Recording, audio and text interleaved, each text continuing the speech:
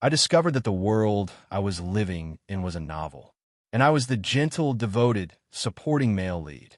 My girlfriend Chloe, with whom I'd grown up as childhood sweethearts, was the story's heroine about to be won over by the male lead who had a system.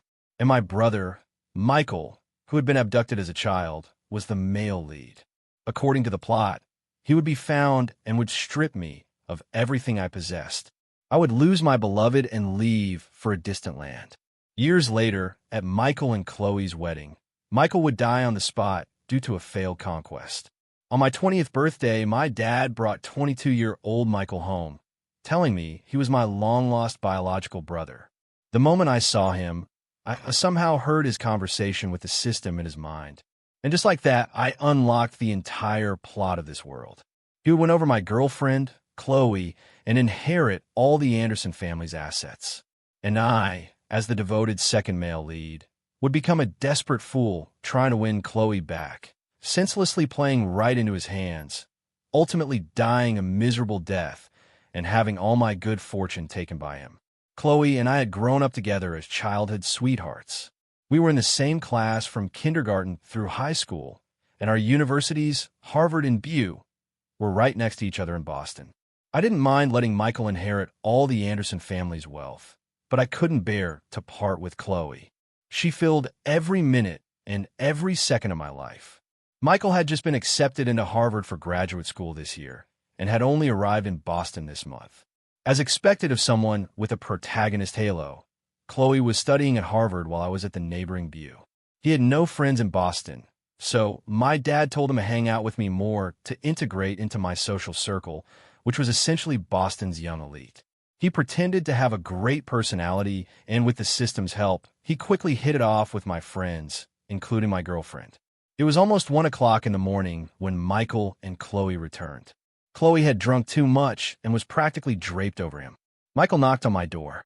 "Ethan," he said, "we stayed out a bit late. Chloe said she didn't want to go home tonight, so she asked me to bring her here. You'll have to take care of her tonight." I took Chloe from his arms. "Of course, I'll take care of my girlfriend." "Thanks, brother." He seemed surprised by my calmness and stood there stunned for a moment. Then I heard his mental conversation with the system. "System?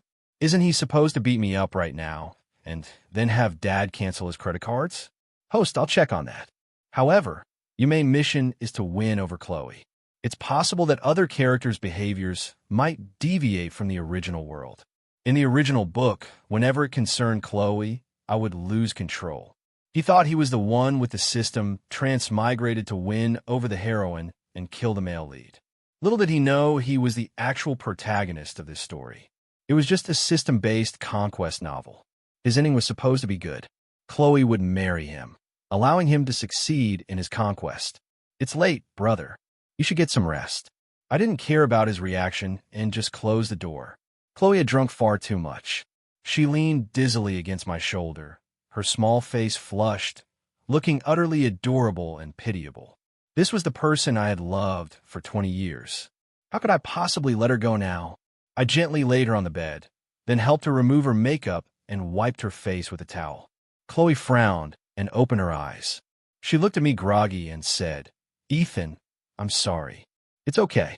Besides, I didn't finish my lab work today, so I couldn't go out with you. It's my fault." I sat down beside her and stroked her hair. Her eyes cleared a bit, as if she was sobering up. "I'm not talking about that. I'm talking about Michael. I don't know why. I clearly don't like him, but every time he asks me out, I can't seem to refuse him. Whenever I'm near him, my heart races and I can't help but look at him. Why? Because he was the male lead. Enough." I cut her off. "Don't say any more. There's nothing I want to hear. Get some rest." I got up, turned off the light, and lay down on the other side of the bed. "Ethan," she called my name again in the darkness.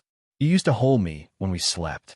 I was furious, but hearing the slight whimper in her voice, I couldn't stop myself from reaching out and pulling her into my arms. "Ethan, I only like you. I think there might be something wrong with my head. I'll reduce my contact with your brother. Believe me, I only like you. Chloe will only ever like Ethan." She was drunk and slurring her words, but she confessed to me with deliberate, earnest emphasis on each word. I felt a sharp pang in my heart. In the darkness where she couldn't see, I clenched my fists so tightly my palms ached. She was so lovable. I truly, deeply loved her.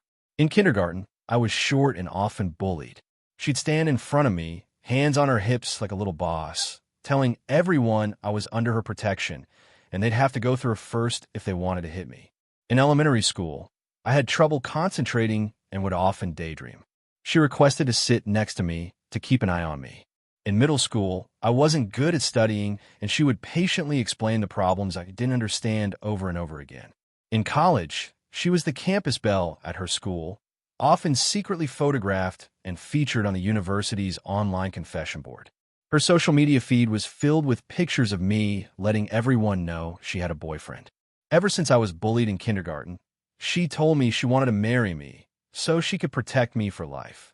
Though, when we grew older, she said it was my turn to protect her. Regardless of who was protecting whom, I had always believed we would be together forever. I wasn't afraid of dying at the end of the story or being kicked out by my parents. I was only afraid of losing her. I truly couldn't accept that. Ethan, she had fallen asleep, but was still murmuring my name. Just as I loved her, she loved me, too. I knew none of this was her fault. It was the inevitable direction of the plot. Michael was her male lead. Falling in love with him was her destiny, her biological instinct. I kissed her forehead and held her tighter. Even if she would eventually become his wife, please just grant me a little more time with her belonging to me. After all, this was the girl I had loved for 20 years. My mom woke up early and personally cooked breakfast for us. Michael sat at the table and immediately started laying on the compliments. This is the first time someone's made breakfast for me. My adoptive parents never cared for me. My mom looked at him with pity and served him a piece of beef. Son, now that you're back, Mom will make breakfast for you every day. Thank you, Mom. Michael smiled at my mom, looking like a cheerful, sunny young man. I had gotten out of the habit of eating breakfast during my school days. If it weren't for Chloe, I wouldn't have woken up this early for a meal. I didn't have much of an appetite, so I just picked at my food and put down my fork. Michael started with his manipulative, sweet talk again. Ethan, eat a little more. Don't waste Mom's effort. Before I could speak, my mom started complaining. Michael, don't mind him. He never gets up for breakfast. My efforts have been wasted countless times. I'm sorry, Mom. I'll make breakfast for you tomorrow. I quickly apologized. I knew Michael was acting like he was in some kind of court drama every day just to drive a wedge between me and my family. In the original book, it was because of my constant arguments with him that I became the unloved, villainous supporting character. Now, I was going along with everything he said. I wanted to see what other tricks he had up his sleeve to screw me over. Michael frowned. I heard him complaining to the system again that my character was different from the original world. My dad stood up. Ethan, if you're done eating, come with me to the study. I nodded and followed him. My dad closed the door and angrily questioned me. Did you say something you shouldn't have to Michael? I was completely baffled. What could I possibly have to say to him? He told me yesterday that I should hand the company over to you. He wanted you to know he wouldn't try to take what's yours. I was utterly speechless. I had never discussed anything about the company with Michael. I was a junior in college. What did the company have to do with me? I didn't say anything. He's just making things up. If you didn't say anything, would he have told me all this? My dad's voice rose, and he slammed his phone on the table. Ethan, he's your biological brother, and he had a hard life for 22 years out there. We all owe him. I had been holding back, but I couldn't anymore. I wasn't even born when he was abducted. What does that have to do with me? If you and Mom feel you owe him, that's your business, not mine. You remember this? Your last name is Anderson. Before I could finish, my dad slapped me across the face. I clutched my face in disbelief. This was the first time my dad had ever hit me. In the past 20 years, I'd been quite a handful, and he'd been called to school countless times, but he had always been cheerful and had never laid a hand on me or even spoken harshly to me. Was this the power of the protagonist's halo and the system's charm? I knew Michael had used points to buy goodwill from people around me, but I never expected it to be this effective. If he were in some Machiavellian court drama, he'd probably be the one laughing last, having outmaneuvered everyone. I really couldn't afford to cross him. My dad seemed a bit stunned, too. He looked at my swollen cheek, then at his own hand. Ethan, I'm sorry. Dad didn't mean to. I gave a bitter smile. It's okay. I'm heading back to school. I went back to my bedroom and started packing. I took a lot of things this time, planning to stay in the school dorm for a while. As I was leaving, Michael watched me with a scrutinizing gaze, his eyes filled with an obscure, dark look. He was consulting with his system again on how to deal with me. I was genuinely afraid of him now. I just wanted to get as far away from him as possible.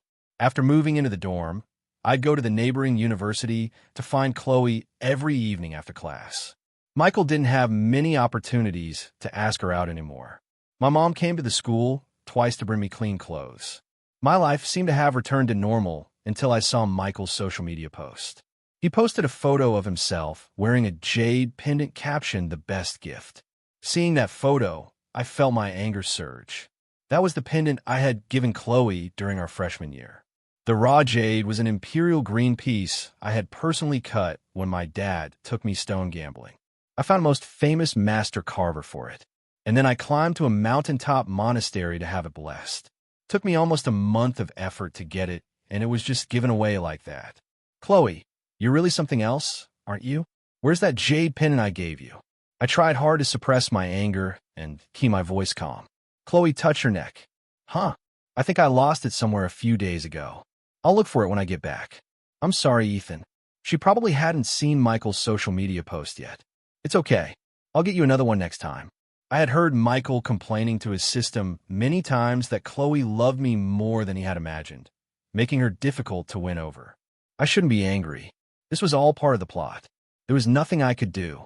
Unless Michael, this system-wielding protagonist, disappeared from this world, it would be impossible for me to return to a normal life.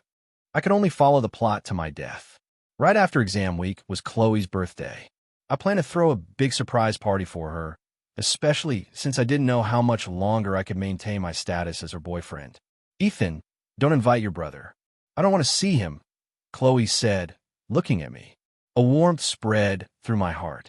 Okay, in the original book, because my cards had been frozen, Michael was the one who threw Chloe's birthday party. It was incredibly lavish, causing her affection for him to skyrocket. I booked the birthday party at a 5-star hotel, spent several days setting it up in advance, and put a lot of thought into it, making it even better than the one Michael threw in the original story. I invited all of Chloe's and my childhood friends and classmates without informing my parents or Michael. But unexpectedly, Michael still showed up. He walked in with my childhood friend, Alex. What's wrong with you lovebirds? Chloe's birthday, and Michael didn't even know. He just came by to play basketball with me, so I brought him along.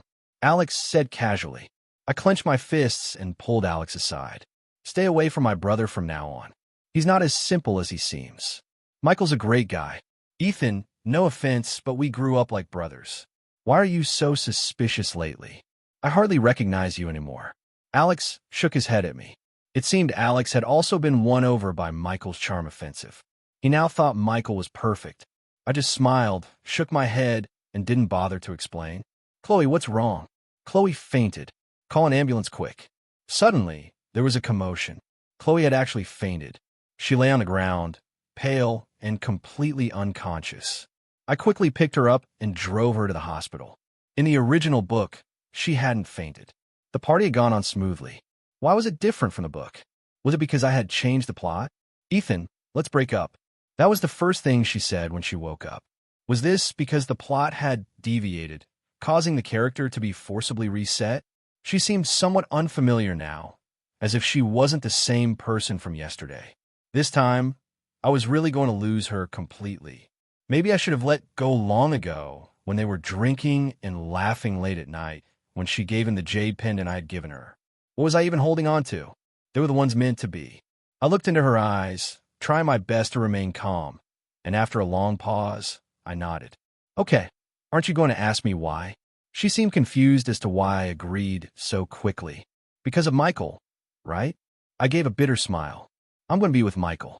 She nodded, but her eyes, as she looked at me, were filled with pain and reluctance. I wasn't making a scene or arguing. So why did she look so pained? After a moment, she spoke. Ethan, promise me you'll be okay. Okay, you too. And can you please not forget me? She bit her lip, seeming to know that her request was unreasonable. I found it a bit amusing, but I still nodded in agreement. To be honest, I couldn't forget her either. How could I forget someone I'd been with for 20 years? My love for her was bone deep. Forgetting her would be like tearing out my own flesh and blood. I couldn't do it. If we truly couldn't be together, then I would let her live on in some hidden corner of my heart. Actually, I didn't blame her at all. I just felt sorry for her. Being the protagonist, her fate was manipulated and she couldn't even decide whom she loved. I returned home from the hospital and locked myself in my bedroom. That same day, she and Michael made their relationship official on social media. Michael's system was truly effective. Everyone around us knew she had been my girlfriend for so many years, and most of them were originally my friends. Yet now they were all congratulating them, and not a single person came to comfort me. Seeing the stream of well wishes in their comment section, I threw my phone on the floor. In the afternoon, Michael found me. He had an apologetic look on his face. "Ethan, about Chloe, I'm sorry." I looked at him and smiled. "It's okay. I think you two are a better match anyway." "Is this guy crazy? Why is he so calm? I need him to beat me up so Dad will kick him out. How is the plot supposed to proceed like this?" I heard him raging impotently to his system in his mind again. I couldn't help but laugh out loud. "What are you laughing at?" "Oh, just admiring the sunshine. Makes me happy." Michael was speechless. For the next few days, he kept trying to provoke me, desperately wanting to anger me, but I never gave him the satisfaction. So desperate to follow the plot. Well, I'm going to stand in your way. I had already lost Chloe. I had nothing left to lose now. In that case, I wouldn't let him get the Anderson family asset so easily. Even if I couldn't change the plot's direction, I wouldn't let him have such an easy time. During the break, I applied for an exchange student program and went to California. If I wanted to change the main storyline, I shouldn't revolve my actions around the protagonist. The characters and details around the protagonist were all clearly written, leaving me no loopholes to exploit. All my previous worries and hesitations were because of Chloe. Now, unburdened by love, I felt light. My father had already started entrusting some company matters to Michael's management. Meanwhile, I focused on my research project while keeping an eye on the situation back home in Boston, making some small moves at key points mentioned in the book regarding Anderson Corp's plotline. This book was primarily a romance conquest story. An arrogant person like Michael, full of confidence in his system, wouldn't pay too much attention to company business. There was a Chinese-American girl in my class. Her name was Sophie. She had grown up in America and was very interested in Chinese culture, always pulling me aside after class to ask all sorts of questions. When I first arrived in California, she often invited me out for meals or to hang out, which helped lift me out of my depression. So, during those Chinese wedding night pranks, could you pretend to be dead to scare people? Sophie was off on her whimsical train of thought again. I've never tried that. I couldn't help but chuckle. "Ethan, has anyone ever told you that you have a really nice smile?" Okay. I suddenly realized she wasn't just interested in Chinese culture. She seemed to be interested in me, too. Lately, I've been receiving emails from back home, all containing information about Anderson Corp's current business strategies. This had to be Michael's stuff, and it was confidential. I had someone trace the email address, but the identity information led to an elderly person in a remote small town. Who on earth was sending me this, and what was their motive?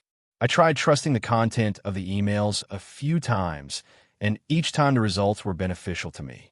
Regardless of who sent these emails, they clearly wanted to help me. Maybe someone inside Anderson Corp had also awakened. Or perhaps a new conqueror had entered this world, wanting to use me to deal Michael a fatal blow. What are you thinking about? Thinking about me? Sophie suddenly appeared before me. She had a unique kind of confidence and humor. She made me laugh. "You guess?" "I guess not, but I suggest you think about me more. I think we might end up as a couple." She shrugged, then made a cute face at me. "Are you confessing your feelings to me?" I asked her. "Not a confession, more like expressing interest. When I do confess to you, it will be very formal and serious because I like you." "Well, this isn't the confession either. I'm planning a more romantic confession for you at the graduation ceremony. I hope you'll do me the honor of accepting," she said, looking at me very seriously. I looked at the girl in front of me, young, beautiful, highly educated, her family's welfare on major rich lists. She was much more outstanding than Chloe in many ways. More importantly, her name wasn't in the plot of this novel. She wouldn't be affected by the storyline or the system. If I were with her, I wouldn't have to live in constant fear like before, worrying every day that she'd be won over by another man due to the plot and leave me. But deep down, Chloe's name was still etched in my heart. Couldn't let go of her. Starting a new relationship like this would be unfair to anyone. I'm not really looking to be in a relationship right now. I gently rejected her. There's sadness in your eyes, she said, looking at me with a hint of pity in her voice.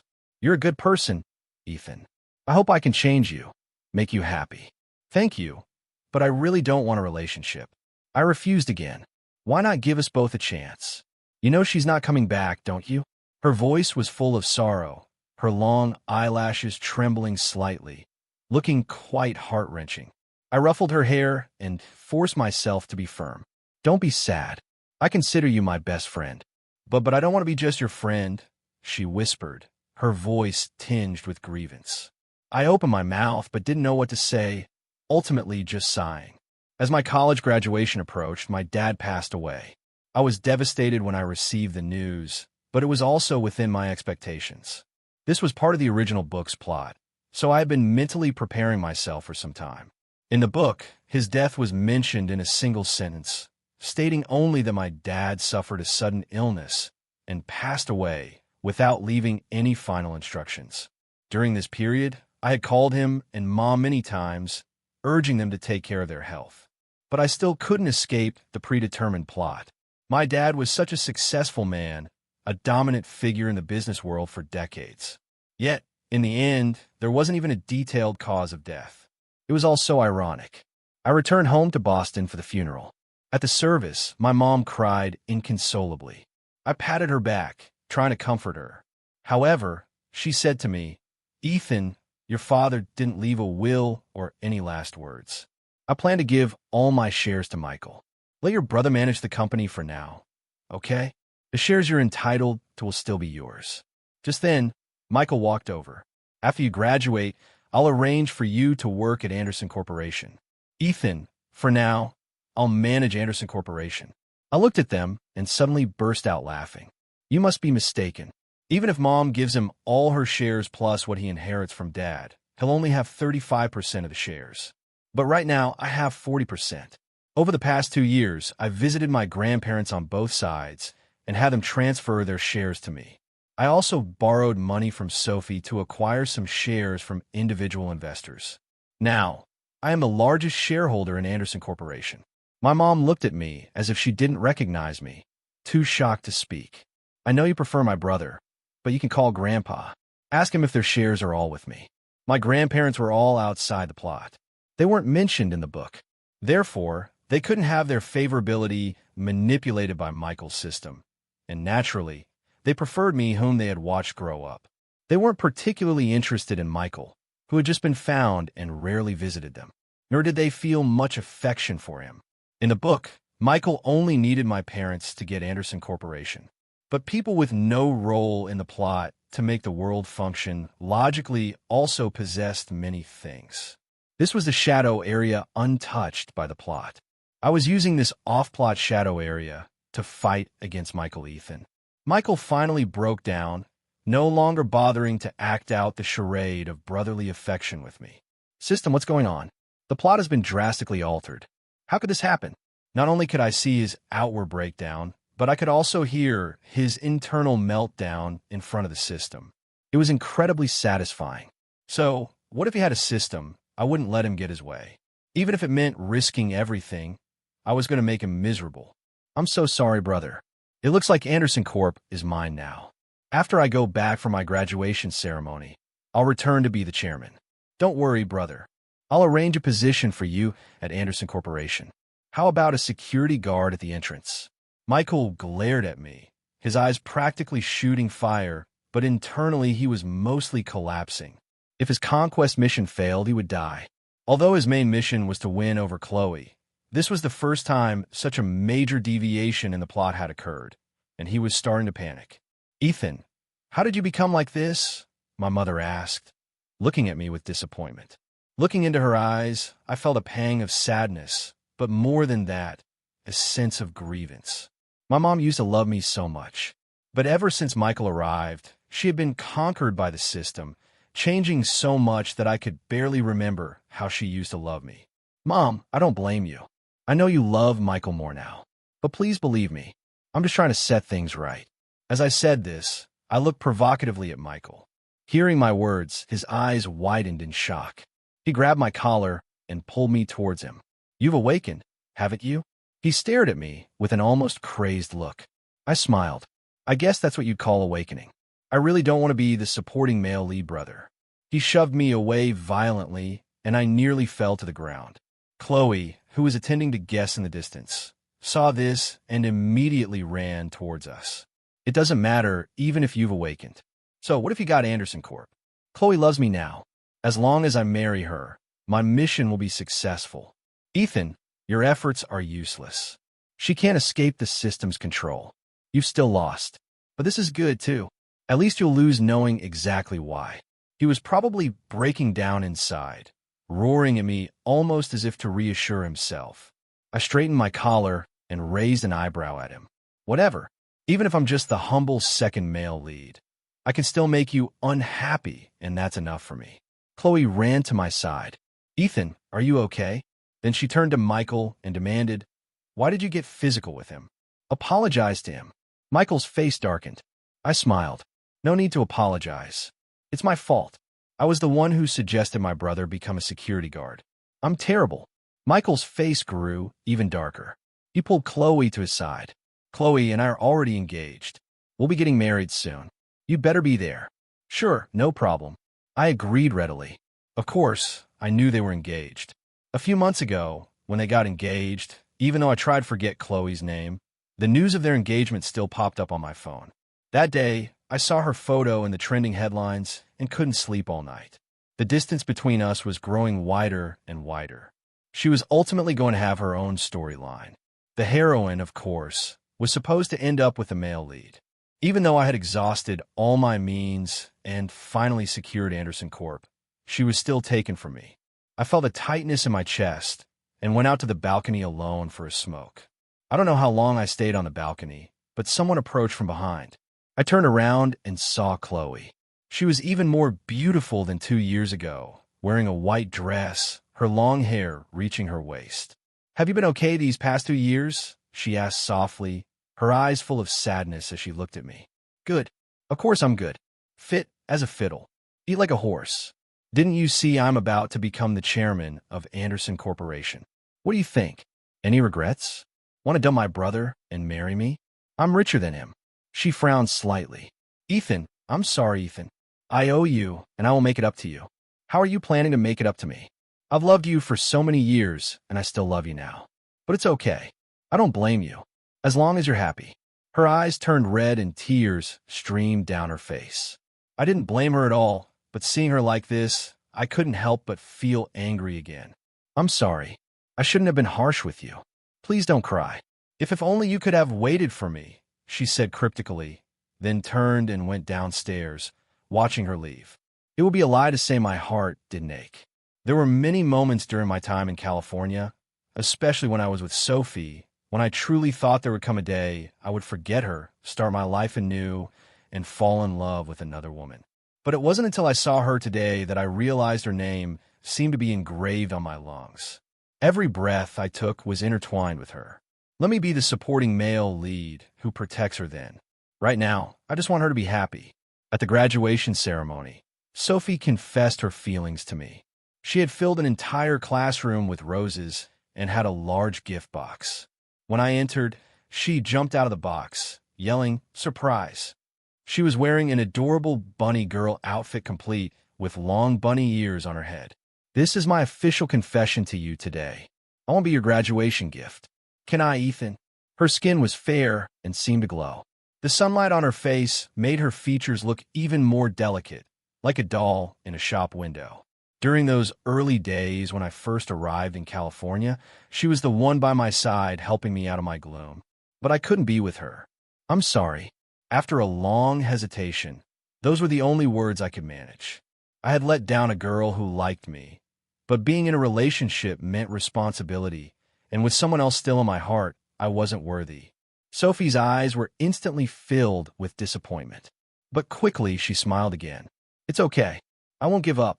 Even if there's someone else in your heart, I believe I can dig her out and replace her with me. She had always been so confident and free-spirited. I suddenly envied her a little. If when Chloe had given up on me, I hadn't agreed so quickly and had tried a little harder, would I have changed the plot? But there are no ifs in this world. In the blink of an eye, it was the day of Chloe and Michael's wedding. The day before her wedding, Chloe asked me to meet her. She was dressed in casual clothes, her makeup exquisite, a faint smile on her face. She seemed more relaxed than I had ever seen her. At my dad's funeral, she had been grief-stricken, her eyes full of sadness when she looked at me. But she was different now, looking much happier. Marrying Michael must truly be a joyous occasion for her. I suddenly felt a bit foolish. Who wouldn't be happy getting married? Happy wedding. I offered a timely blessing, though inwardly I was thinking, can you get divorced soon? Michael doesn't deserve you. This is for you. She handed me a document. I opened it and froze on the spot. It was a share transfer agreement. All of Michael's 35% stake in Anderson Corporation was detailed here. It seemed Michael, in his haste to complete his conquest, had given the shares to Chloe as a bride price. I gave a bitter smile. Is this the compensation you were talking about? She winked at me playfully. No, this might just be the interest. Then what's the compensation? Me? She said, looking into my eyes with utmost seriousness. My mouth twitched. I don't make a habit of being the other man. Maybe I'll get divorced and remarry. Would you marry me then? Without waiting for my answer, she stood up, waved goodbye, and said bye. Got to go. I need to get ready for the wedding. See you tomorrow. Don't be late. What kind of attitude was that? Did she have any awareness at all that I was her ex? Although I was the chairman of Anderson Corporation, Michael wasn't short on money either. Moreover, the Lewis family and the Anderson family were well-matched socially and economically, so the wedding was incredibly lavish. Chloe, in her pristine white wedding gown and exquisite makeup, looked utterly ethereal, like an angel descended to earth. When we were younger and together, I had imagined Chloe in a wedding dress countless times. But I never once thought the groom wouldn't be me. After today, my mission will be complete. Ethan, there's absolutely nothing you can do to stop me, Michael said with a hint of gloating as he passed by me. I just felt a dull ache in my heart and ignored him. I stared intently at Chloe on the stage. She was so beautiful, dazzlingly so, but after today, she would belong completely to Michael. The story of the male and female leads was finally reaching its happy ending. As the supporting male character, I could only watch silently and offer my blessings. I had changed my own fate, changed the fate of the Anderson family, but I couldn't change her fate. The wedding ceremony finally began. The officiant on the stage asked, Mr. Michael Anderson, do you take Miss Chloe Lewis to be your lawful wedded wife? To have and to hold from this day forward. For better, for worse, for richer, for poorer, in sickness and in health, to love and to cherish, till death do you part. I do, Michael quickly replied, looking extremely excited. But his excitement wasn't because he was marrying Chloe. It was because he was finally about to complete his conquest mission. A Miss Chloe Lewis, do you take Mr. Michael Anderson to be your lawful wedded husband? To have and to hold from this day forward. For better, for worse, for richer, for poorer, in sickness and in health, to love and to cherish, till death do you part. Chloe didn't answer immediately. Instead, she glanced deeply in my direction. Then, a faint smile touched her lips. No, I do not. In that instant, Michael collapsed to the ground. He had actually died just like that. The moment he stopped breathing, an expression of utter disbelief was frozen on his face, remaining there even in death. Michael's mission had failed, and in that moment, I finally understood the compensation Chloe had been talking about. She hadn't broken her word. She had truly compensated me with herself. She had endured for 2 years to kill the male lead, becoming a heroine who belonged only to me. The wedding venue descended into chaos, the piercing sound of ambulance sirens filling the air. Yet she ran towards me with unwavering determination. Her eyes at this very moment filled only with me. She gently kissed my cheek. See, the shares were just the interest. I told you I love you, Ethan. I only love you. It turned out that just like me, she had awakened and seen the entire plot of this world. On her 20th birthday, the moment she saw Michael, she discovered that according to the plot, I would die a few years later. That was why she couldn't bear the shock and fainted. When she woke up the next day, she resolutely broke up with me to save my life because she needed to marry Michael quickly. Michael had a system. As long as his mission wasn't judged a failure, he wouldn't die physically. The only way to kill him was to reject him at the wedding. Otherwise, he would always be in a state of conquest, possessing the protagonist's halo, which would pose a threat to me. To protect me, she had to kill him. Chloe told me that before she awakened, Michael's system manipulated her, causing her heart to race and hormones to surge whenever she saw him. But she never once thought of betraying me. She just thought she was sick. From beginning to end, the person she loved had always been me. We sat together and talked for a long time about our 20 years as childhood sweethearts and about the 2 years we had been apart. It turned out she had never given the jade pendant I gave her to Michael. He had stolen it after she got drunk and deliberately posted it on social media to provoke me. It turned out that the person who had sent me countless emails helping me deal with Michael was her. Why didn't you tell me any of this? I had always thought she had truly been won over, never knowing she had hidden so much from everyone, even going as far as to kill the male lead in the end. I was afraid that if you knew the plot, you would be erased by the world. You're just a supporting character. Not knowing anything was the safest for you. She smiled at me, her eyes sparkling. This was the happiest I'd seen her smile in our recent meetings. What about you then? Why didn't you let me know when you awakened? I figured you had the heroine script. A mere supporting character like me wasn't worthy of disturbing you. I said half jokingly. Weren't you afraid I'd completely get over you and find a new girlfriend after I went to California? She gave me a deep look. Ethan, that's not important. When we were little, I said I would protect you. I just want you to live well. The premise of my love for you is that you are still in this world. You have no idea how I felt when I saw that you would die in a few years. At that moment, I thought I must kill Michael. I cannot tolerate anyone harming you. Only then did I understand that Chloe loved me even more than I had imagined. I used to think I was the one who invested more in our relationship. Now I realized how wrong I had been. When she said those 3 words, I do not. Everything that would happen after Michael's death was unknown to her. She even thought she might die after killing the male lead, which is why she had threatened Michael with marriage to get him to transfer the shares to her beforehand, then gave them to me before the wedding, so that even if she died, I would get more shares. When we met for the last time before the wedding, her relaxation and happiness were genuine because she could finally leave Michael and start a new life. She truly loved me so much. Every day after Michael appeared, she had been defying her biological instincts and the will of the entire world to love me. 2 months later, there was another wedding. EMS, Chloe Lewis. Do you take Mr. Ethan Anderson to be your lawful wedded husband? To have and to hold from this day forward, for better, for worse, for richer, for poorer, in sickness and in health, to love and to cherish, till death do you part? She looked at me, her lips curving into a smile, her eyes filled with my reflection. I do.